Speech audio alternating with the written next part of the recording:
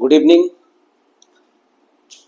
আজ আমরা synthesis of sentences নিয়ে আলোচনা করব। গত এপিসোডে আমি ফ্রেজ এবং ক্লজ সম্পর্কে তোমাদের বলেছিলাম এবং ফ্রেজ ক ধরনের হয়, ক্লজ ক ধরনের হয়, এসব নিয়ে আমরা আলোচনা করেছি। আজকে সেই ফ্রেজ বা ক্লজ এগুলোকে সঙ্গে নিয়ে আমরা সিনথেসিস অফ সেন্টেন্স বা জয়নিং অফ সেন্টেন্সেস আমরা শিখব। জয়নিং অফ সেন্টেন্সেস বলতে টু সিম্পল সেন্টেন্সেস তাকে আমরা সিম্পলি জয়েন করতে পারি, two or three or more than three sentences তাকে আমরা কমপ্লেক্সে জয়েন করতে পারি, একটা কমপ্লেক্স সেন্টেন্সে জয়েন করতে পারি। আবার two or more than one sentences সেগুলোকে আমরা কম্পাউন্ডেও জয়েন করতে পারি। তো এই যে কমপ্লেক্সে জয়েন করা বা কম্পাউন্ডে জয়েন করা, এগুলোর জন্য যেটা প্রয়োজন, কালকে তার আলোচনা আমি করেছি। ক্লজ কথাটা আমি আমাদের পড়েছি আমরা। তারই সূত্র ধরে আজকে আমি সিম্পল সেন্টেন্সেস থেকে দুটো বা তার বেশি সিম্পল সেন্টেন্সেস থেকে আমরা কম্পাউন্ডে কিভাবে জয়েন করতে পারি সেটা শিখব। এবং যেটা কোঅর্ডিনেট ক্লজের মধ্যে দিয়ে শিখবো আমরা। কালকে আমি আলোচনা করেছি কোঅর্ডিনেট ক্লজ। আবার প্রিন্সিপাল বা সাবঅর্ডিনেট ক্লজের কথা বলেছিলাম, সেগুলোর সাহায্য নিয়ে আমরা কি করে কমপ্লেক্সে জয়েন করবো সিম্পল সেন্টেন্সগুলোকে, এগুলো নিয়ে আমাদের আলোচনার বিষয় আজকে। তা প্রথমে সিম্পল সেন্টেন্স কি সেটা একটু ধারণা করা দরকার, জেনে নিই আমরা। Simple sentence is one that contains one subject and one finite verb. অর্থাৎ একটি সরল বাক্য হলো সেটাই যাতে একটা কর্তা থাকবে এবং একটি সমাপিকা ক্রিয়া, ফাইনাইট ভার্ব বা সমাপিকা ক্রিয়া থাকবে। ফাইনাইট ভার্ব সম্পর্কে ধারণা তোমাদের আছে, যে ক্রিয়াটা একটা কাজকে পূর্ণভাবে সম্পাদন করা বোঝায় তাকে ফাইনাইট ভার্ব বলে। আর যদি সেটা না করে তার ইনফাইনাইট ভার্ব বা অসমাপিকা ক্রিয়া। বাংলার মধ্যে দেখো কি আছে, সমাপিকা, সমাপন হচ্ছে যেখানে, যা সমাপন করে তা সমাপিকা। তাহলে সেই কারণে ফাইনাইট ভার্ব। তাহলে একটা সিম্পল সেন্টেন্সে আমরা একটা সাবজেক্ট পাবো আর একটা ফাইনাইট ভার্ব পাবো। তো এরকম দুটো সিম্পল সেন্টেন্স তাকে বা তিনটে সিম্পল সেন্টেন্স তাকে জয়েন করা, সেটা আমি পরে আসবো।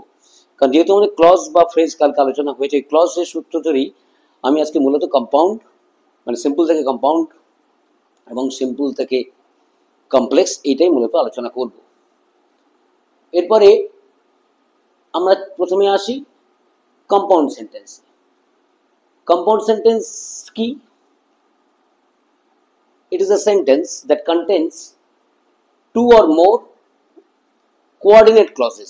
আগের দিন আমি বলেছি two or more coordinate clauses joined together by connectives. Connective দিয়ে ওই যে দুটো বা তিনটে যা থাক, সেই যে কোঅর্ডিনেট ক্লজগুলো আমরা কানেকটিভ দিয়ে যুক্ত করবো। কানেকটিভ বলতে মূলত কনজাংশনস, কিছু রিলেটিভ প্রোনাউন হয়, এটা শিখবো প্রথমে আমরা। ঠিক আছে, তো ধরো প্রথমে আমরা তাহলে আসছি সিম্পল টু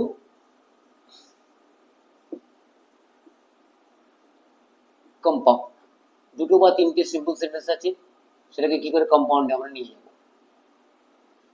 এই কম্পাউন্ড সেন্টেন্সকে আবার ডাবল বা মাল্টিপল সেন্টেন্সও বলা হয়। ঠিক আছে, তাহলে প্রথমে আমরা দেখবো যে কি দিয়ে জয়েন করতে পারি আমরা সিম্পল টু কমপ্লেক্সের ক্ষেত্রে। বাই ইউজিং কনজাংশনস, কনজাংশন ব্যবহার করে, কানেকটিভস এগুলো সব কনজাংশন ব্যবহার করে আমরা জয়েন করতে পারি। কিরকম কনজাংশনস? আমরা সেগুলো ব্যবহার করি অথচ সেগুলো চিনি না বা বুঝি না। ব্যবহার করি, আমাদের বাক্যের মধ্যে ব্যবহার করি ইত্যাদি, কিন্তু যদি আমরা ওটাকে স্পষ্ট করে বুঝি, চিনি নিই, তাহলে আমাদের ব্যবহারের পদ্ধতিটাও ঠিক হবে এবং আমরা ঠিক সেন্টেন্সটা লিখতে পারবো। যেমন প্রথমে ধরো আমি বলছি কনজাংশনস বলতে কি আসবে, বাই ইউজিং কনজাংশনস, আমি বললাম বাই ইউজিং কনজাংশনস।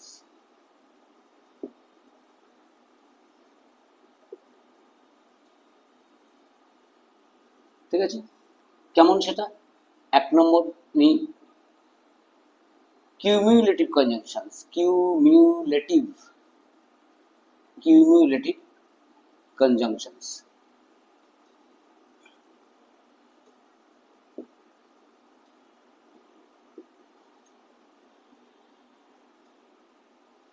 বাংলায় যাকে সংযোজক অব্যয় বলে, সংযোজক অব্যয়। ঠিক আছে, তাহলে সেই কিউমুলেটিভ কনজাংশনস কারা? and, as well as,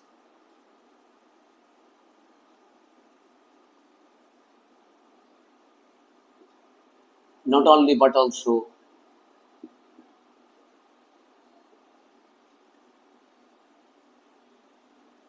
এই সমস্ত and, as well as, not only but also, অর্থাৎ এইগুলো ব্যবহার করে যখন আমরা দুটো বা তিনটে সিম্পল সেন্টেন্সকে জয়েন করব, সেটা কিউমুলেটিভ কনজাংশন ব্যবহার করে জয়েন করছি।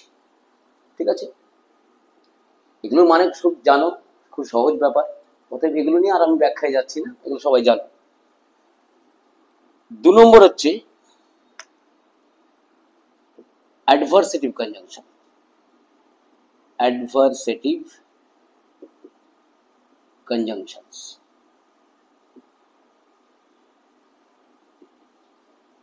বাংলায় যাকে বলছে বিয়োজক অব্যয়। বিয়োজক, সংযোজন তার ঠিক বিপরীত শব্দ বিয়োজন, বিয়োজক অব্যয়।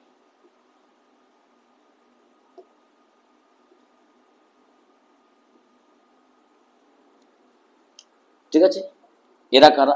দেখো বিয়োজক অর্থাৎ দুটো বাক্য যখন ভাবগতভাবে একে অপরের থেকে আলাদা, একে অপরের সঙ্গে সম্পৃক্ত নয় কিন্তু যুক্ত হচ্ছে, দুটো ভাবগতভাবে আলাদা, প্রয়োগগতভাবে আলাদা কিন্তু সম্পর্ক যুক্ত হচ্ছে, সেক্ষেত্রে আমরা এই অ্যাডভার্সেটিভ কনজাংশন বা বিয়োজক অব্যয়ের ব্যবহার করব। সেগুলো কারা? যেমন বাট, আমি দেখো যখন প্রিপোজিশন পড়িয়েছিলাম তখন বাটের কথা বলেছিলাম, বাটও কিন্তু প্রিপোজিশন, বাটের ব্যবহার আমি তখন দেখিয়েছিলাম। ঠিক আছে, দেখো বাট আবার কিন্তু কনজাংশন বটে। আসলে এরা সব কানেকটিভস। আরো কিছু অ্যাডভার্বিয়ালস এর কথা যেমন বলবো দেবে, ওগুলো অ্যাডভার্বিয়ালস, আবার ওগুলো কানেকটিভস। বাক্য দুটো তিনটে বাক্যকে যোগ করছে তো তারা, all are connectives. But adversative কনজাংশনের মধ্যে পড়ছে বাট মানে কিন্তু, ইয়েট হচ্ছে তথাপি, তবুও, নট উইথস্ট্যান্ডিং, এটা মানেও তথাপি, নট উইথস্ট্যান্ডিং, এই সমস্ত, এগুলো হচ্ছে অ্যাডভার্সেটিভ কনজাংশন বা বিয়োজক অব্যয়। দেখো কিন্তু, ঠিক আছে, তুমি এসেছিলে কিন্তু আমি উপস্থিত ছিলাম না। তুমি সাহায্য চেয়েছিলে তথাপি আমি ব্যর্থ হলাম বা আমি দিতে পারলাম না। দেখো দুটো বাক্য যুক্ত হচ্ছে কিন্তু দুটো বাক্য কিন্তু ভাবগতভাবে বা প্রয়োগগতভাবে আলাদা, তাই অ্যাডভার্সেটিভ কনজাংশন ব্যবহার করে আমরা এগুলো যুক্ত করি। নট স্ট্যান্ডার্ড মানেও তথাপি, নেভারদলেস মানেও তথাপি, নেভারদলেস,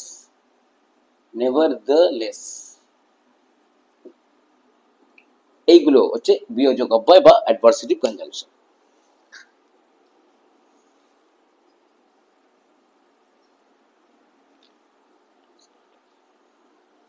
ঠিক আছে,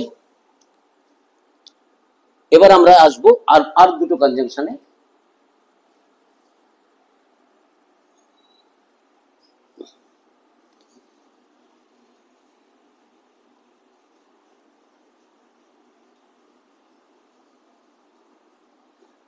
আর দুটো কনজাংশনস হচ্ছে, একটা হচ্ছে ইলেটিভ কনজাংশনস, 3 নম্বর ইলেটিভ, ILLATIV, ইলেটিভ কনজাংশনস।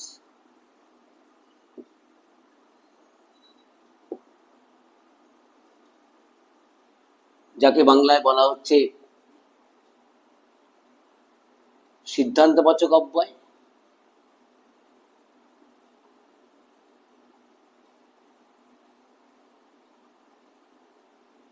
সিদ্ধান্তবাচক অব্যয় মানে সেই শব্দটা দিয়ে কোনো কিছু সিদ্ধান্ত আমরা উপনীত হচ্ছি, ঠিক আছে।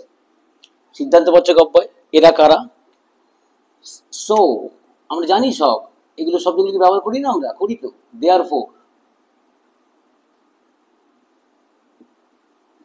as a result, as a result,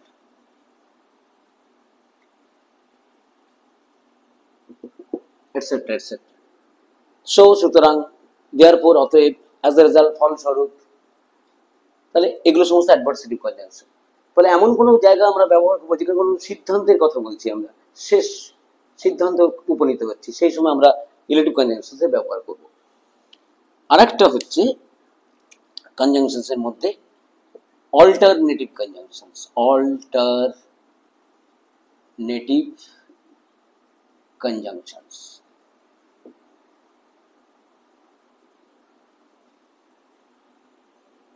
বাংলায় যাকে বলছে ব্যতিরেকাত্মক অব্যয়, ব্যতিরেকা সরি কা তক তয়ময় ক, ব্যতিরেকাত্মক অব্যয়।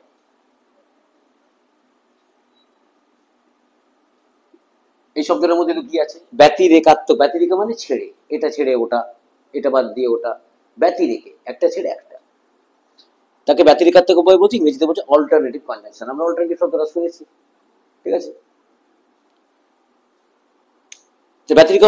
ব্যতিরেকাত্মক অব্যয় কারা? অর, ইদার অর,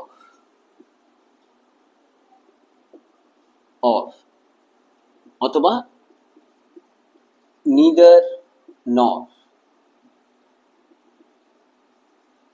এই সমস্ত এইগুলোকে ব্যবহার করে আমরা যখন দুটো সিম্পল সেন্টেন্স, তিনটা সিম্পল সেন্টেন্স যুক্ত করব, তখন আমরা অল্টারনেটিভ কনজাংশনস এর ব্যবহার করছি, ঠিক আছে। এগুলো সহজ জায়গা বলে আমি আর বাক্যের আকারে গেলাম না, অপেক্ষাকৃত সহজ জায়গা এগুলো। তোমরা এগুলো বাংলা জানো। ইদার অর কখন ব্যবহার হয়? পজিটিভ বাক্যের ক্ষেত্রে বা অ্যাফার্মেটিভ বাক্যের ক্ষেত্রে একটা ছেড়ে একটা।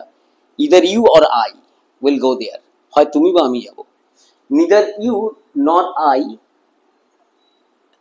হ্যাজ ডান দ্য ওয়ার্ক, ঠিক আছে। তাহলে এই যে ব্যবহার করছি, তুমিও করনি আমিও করিনি, তখন ইদার নরের ব্যবহার হচ্ছে। এগুলো সহজ, এগুলো ছোট ক্লাসে শেখা হয়ে যায়, খুব ছোট ক্লাসে এগুলো শেখা হয়ে যায়। অর্থাৎ এগুলো সব কনজাংশনসের ব্যবহার। আর কিছু জিনিস আছে, আর দুটো জিনিসের কথা বলবো, যে সিম্পল টু কম্পাউন্ডে যেতে গেলে আর দুটো জিনিস কি কি হয়, দুটো জিনিসে কি কি ব্যবহার হতে পারে। তোমরা যারা জয়েন করো, কোনো ক্ষেত্রে ভাবো আরে এটা তো কমপ্লেক্স সেন্টেন্স, বা এটা তো এই ব্যবহার হয়েছে, তাতে এটা রিলেটিভ প্রোনাউনের ব্যবহার হয়েছে, তাতে কমপ্লেক্স সেন্টেন্স বা এরকম। কিন্তু সেটাও যে কিভাবে একটা কনজাংশনস এর কাজ করে, সেটাই, হ্যাঁ, সেটাই কিন্তু আমাদের দেখার, ঠিক আছে।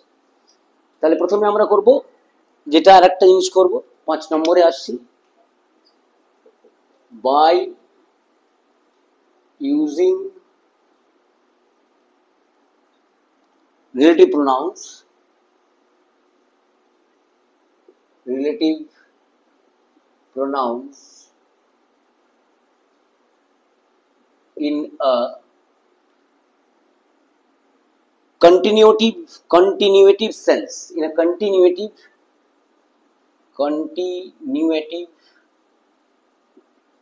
sense,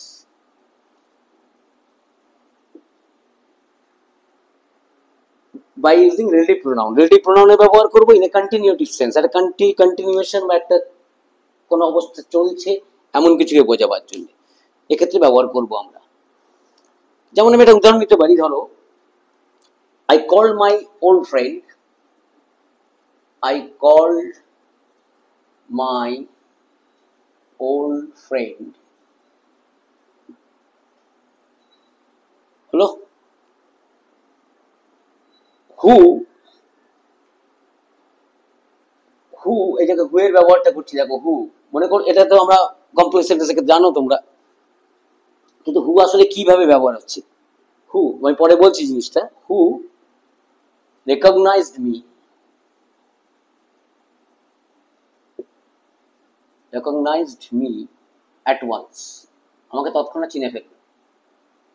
আমি এক বন্ধুকে ডেকেছি, পুরনো বন্ধুকে ডেকেছিলাম, যে আমাকে তৎক্ষণাৎ চিনে ফেললো। এই হু এর ক্ষেত্রে কিভাবে দেখো কম্পাউন্ড ফর্মে এটা ইউজ হতে পারে। আসলে এটা কি, অ্যান্ড হি, অ্যান্ড হি, এই অ্যান্ড হি জায়গায় হু ইউজ করেছি, হু এর ব্যবহারটা করেছি। অ্যান্ড হি মানে I called my old friend and he, and the and cumulative conjunction, and he recognize me at once, সে তৎক্ষণাৎ আমায় চিনে ফেললো। তাহলে অ্যান্ড হি, তাহলে অ্যান্ড ইউজ হলো, দেখো এটা কিন্তু কিউমুলেটিভ কনজাংশন, এটাকে এইভাবে ইউজ করা যায়, এটাও তার মানে একটা কানেক্টিভ হিসেবে কাজ করছে। ঠিক আছে, এটা একটা দিক গেল। আর একটা হচ্ছে relative adverbs. By using relative adverbs, ও গোটাটা মোটা দরকার নেই। By using relative adverbs, adverbs in a continuative sense, in a continuative sense, ঠিক আছে। এবার রিলেটিভ অ্যাডভার্বস এর ব্যবহার দেখবো। আমরা জানি কোনগুলো অ্যাডভার্ব, when, where, জানি তো, এগুলো কমন। এগুলো অ্যাডভার্ব অনেক ধরনের আছে, আমি যখন আসবো, যখন জটিল বাক্যে আসবো কমপ্লেক্স সেন্টেন্সে, তখন আমি অ্যাডভার্বের বিভিন্ন বিষয় নিয়ে আলোচনা করব। এটা বললাম, একটা উদাহরণ দিতে পারি আমরা। ইট ওয়াজ স্প্রিং when, দেখো when ইউজ করছি, when, খেয়াল করবে জিনিসটা, এটা কিন্তু একটা অ্যাডভার্বিয়াল পার্টিকেল, সেটা তা হিসাবে ব্যবহার হয়, অ্যাডভার্বিয়াল পার্টিকেল হিসেবে এটা ব্যবহার হয়, এটা টাইমকে ডিনোট করছে। when the, ও whenটা কার সাবস্টিটিউট হিসেবে আসছে, দেখো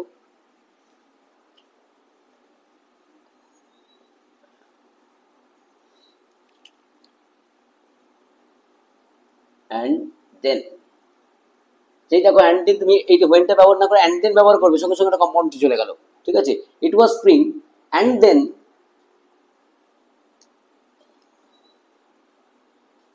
the flowers bloomed in the gardens,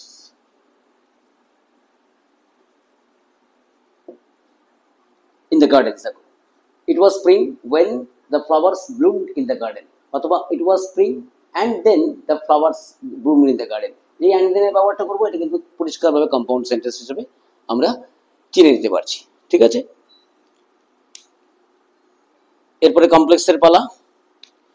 ঠিক আছে, আজকে এইটুকুই থাক।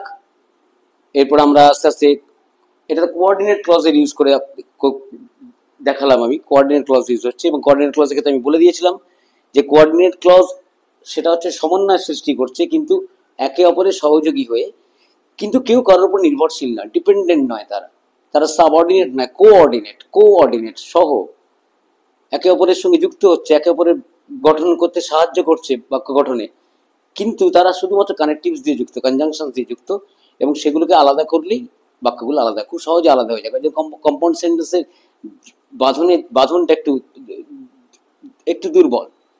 ঠিক আছে, আজকে এই অবধি আলোচনা থাকলো। পরবর্তী আমরা আস্তে আস্তে ক্লজে যাব, এবং সিম্পল টু কমপ্লেক্সে কীভাবে জয়েন করবো সেখানে যাব। তারপর আবার যাব সিম্পল টু সিম্পল। 6 রকম ভাবে জয়েন করা যায়। সিম্পল থেকে সিম্পল সেন্টেন্সে জয়েনিং 6 টাইপস, 6 ধরনের করা যায়, সেগুলো নিয়ে আমরা পরপর আলোচনা করব। ঠিক আছে, আজ এই শেষ করছি। Good bye.